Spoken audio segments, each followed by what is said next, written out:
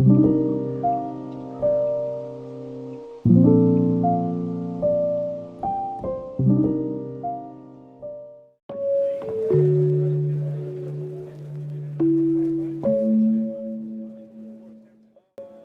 Kuya Roger, tawagin niyo na lang po akong Linda, isang may bahay at may 3 anak. Ang aking asawa ay nagtatrabaho sa isang mining company sa Surigao, isa siyang menero kaya naman minsan lang siya makakauwi. Noong una ayaw ko talagang pumayag na mag-menero dahil malayo at bihira lang siya makakauwi, dati kasi isa siyang balot vendor. Pero sobrang hirap ang pamumuhay namin dahil napakaliit lamang ang kinikita niya. Taga Nueva Ecija kasi kami, isipin niyo na lang ang layo ng Surigao dito.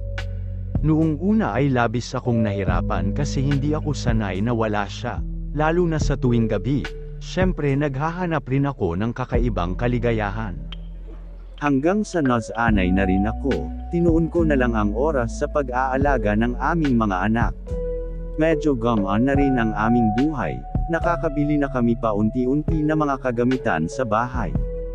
Nangungupahan pa rin kami pero nag-iipon na para makabili ng lupa upang patayuan ng bahay. Sabi ng mister ko, habang nasa elementary pa ang mga bata, magsisikap siya ng husto para magkaroon ng sariling tirahan, dahil kapag tumuntong na ng college ay talagang kakain na ng malaking pera yan. Sobrang bilib ako sa aking Mr. Kuya Roger, talagang gagawin niya lahat mabigyan lang kami ng magandang buhay. Nagtitiis siya sa malayo at delikadong trabaho, nagkaroon na rin ako ng sari-sari store para kahit nasa bahay lang ako ay may kinikita pa din, kahit papaano ay nakakatulong na sa iba pang gastusin. Gayunpaman, may isang bagay akong nakahiligan, ang pag-order ng mga bagay-bagay sa online. Mas gusto ko kasi ito kasi maghihintay na lang ako sa item.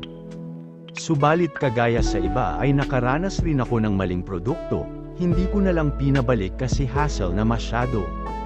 Makailang ulit pa ako naka-order, sa wakas sa isang in-order ko ay ang rider noong maling produkto ang nag-deliver. Kaya sinangguni ko sa kanya. Kahit alam ko na huli na kasi medyo matagal na, ay sinabi ko pa rin sa kanya.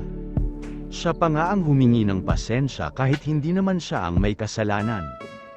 Sa sumunod pa na order ay siya na naman ang naghatid, isang solar bulb kasi yun. Paghawak ko sa package ay parang may tumutunog.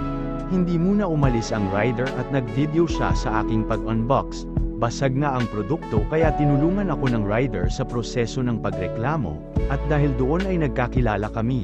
Tinanggal niya ang helmet para makapag-usap kami ng mabuti. Nawendang ako Kuya Roger dahil bukod sa bata pa ay napakagwapo ng rider. Ang pangalan niya ay Nathan, 22 anyos, katamtaman at matangkad. Ako naman ay 29 anyos. Taga-kabilang bayan lang siya Kuya Roger, mas lumalim pa ang aming usapan kasi may mga kilala siya sa kanilang lugar na kaapelyido ko. Siyempre kapag ganun ay nagiging interesting ang usapan. Ilang linggo pa ang nakalipas, ay siya na naman ang nag-deliver ng item. Nagtawanan na lang kami kasi nakaabang na siya sa pag-unbox ko ng package. Mabuti naman at maayos ang item, niyaya ko muna siya ng merienda. Ako lang kasi madalas kapag araw kasi nasa school ang mga anak ko. Hayon, medyo naging personal na ang usapan, binata pa pala siya pero kaka-break lang ng girlfriend kasi minaliit ng syota niya ang kanyang trabaho bilang delivery rider. Nagwika siya na malungkot daw kasi ang babaw daw ng dinaila ng ex-girlfriend niya. Nagbiro pa nga siya na namimas na daw niya ang paglalaro ng apoy. Napatawa na lang ako Kuya Roger at dinaan ko na lang sa biro na namimiss ko din ang ganoon. Sa sandaling yun Kuya Roger nag-iba ang tingin sa akin ni Nathan, tumayo ako agad at nagsabi na may tatapusin pa akong gawain. Pero ang totoo nakadama ako ng kakaiba sa titig ni Nathan. Kuya Roger ayokong magkasala sa mabait kong mister kaya umiwas ako sa tukso. Samantala, sa bawat order ko ay siya talaga ang naghahatid. Hanggang isang araw, papaalis na siya kaso bumuhos ang malakas na ulan, nakiusap siya na makisilong muna. Naawa naman ako Kuya Roger kaya pinasilong ko siya, at pinapasok ko na rin ang motor niya upang hindi mabasa ang iba pang items, kaso siya naman ang nabasa dahil sa sobrang lakas ng ulan. Nagmadali siyang tumakbo sa loob ng bahay, Magbibihis daw siya ng t-shirt. May dala-dala pala siyang extra t-shirt pamalit kapag pawisan na. Doon sa sala naghubad ng pangitaas si Nathan. Napalunok na lamang ako Kuya Roger dahil sa puti at ganda ng katawan ng binata. Inaya ko na lang siya na magkape kaya nagmadali ako sa kusina. Pero ginawa ko yun upang makaiwas sa napakagandang tanawin Kuya Roger. Pagbalik ko ay nakabihis na siya, syempre kailangan ko siyang kausapin kasi nakakahiya naman na iwanan ko lang siya doon mag-isa. Ewan ko ba Kuya Roger, dala na rin siguro sa pananabik sa makamundong kaligayahan. Dagdag pa ang lamig dala ng panahon ay nakita ko na lang ang aking sarili na magkadikit na kami ni Nathan habang nakaupo sa sala. Nakakainis Kuya Roger, talagang napakagwapo niya at hindi ko naiwasan ang tukso. Naghalikan muna kami sa sala Kuya Roger, hanggang sa nagtungo na kami sa kwarto, ang sarap niyang humalik, at sa halik pa lang ay para bang gusto ko na mas higit pa doon ang mangyayari. Napaka-agresibo ni Nathan Kuya Roger, napakakisig din niya at napakagaling sa kama. Napakaraming posisyon ang alam ng binata, aaminin ko Kuya Roger, mas magaling pa siya sa asawa ko at mas malaki din ang kargada. Naloka ako sa kargada niya Kuya Roger, bukod sa malaki ito ay baliko ito pa kaliwa. As in nakabaliko pa kaliwa talaga Kuya Roger, dagdag pa ang 4 na bolites na nakatanim doon, unang beses akong nakaranas ng ganoon Kuya Roger, kaya naman kakaiba ang feeling nung nasa loob na ito ng aking katawan. Sobrang kakaiba Kuya Roger, para bang ayoko nang matapos ang tagpong yun, sa ilang buwan kong pagtitiis na walang kapartner, ay heto ngayon ang napakabatang binata na pumapawi sa aking uhaw. Sobrang ligaya ko Kuya Roger nang matapos na kami, napakalambing rin niya, kahit nakaraos na siya ay niyayakap at hinahalikan pa rin niya ako. Ilang minuto pa ang nakalipas ay gusto na niya ng round 2. Hindi ko natanggihan ang binata dahil nais ko na rin maramdaman ang pagkalalaki niya na maglalaro sa pagkababae ko.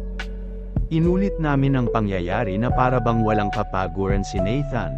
Hindi lang pala sa motor magaling magmaneho ang binata, kundi pati rin pala sa babae. Kaya nagtataka ako kung bakit iniwan pa siya ng girlfriend nito.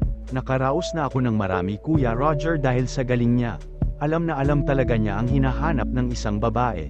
Hindi ko pa ito naranasan sa asawa ko. Nagpaalam ang binata na nag-iwan pa ng halik sa akin. Hindi na ko na siya sinamahan na lumabas dahil nakaramdam ako ng hiya baka may makakitang kapitbahay. Kinabukasan Kuya Roger ay nag-text siya sa akin na papunta na raw siya, pero wala naman akong parcel sa araw na yon. Hindi ako nag-reply kasi naglalaban sa kalooban ko na isang pagkakamali ito. Subalit para bang umarangkada ang libog ko nang nalaman ko na parating na siya. 15 minutos ang nakalipas ay dumating na nga siya. Sinadya kong hindi i-lock ang gate, lumingon-lingon pa siya sa paligid bago pumasok, habang ako ay nakatanaw lang sa bintana. Kabado pero excited ako Kuya Roger, nang buksan ko ang pinto ay agad sinarado at nilock niya. Mula sala hanggang kwarto ay niyapos niya ako ng halik. Wala na Kuya Roger, isinuko ko na naman ang bataan. Kinagabihan, habang nakahiga ako sa kama namin ng aking mister, ay nakadama ako ng lungkot at galit sa sarili. Sa mismong kama namin ng asawa ko, ginawa ko ang walang kapatawaran na kasalanan. Nagigilty ako Kuya Roger sa aking ginawa.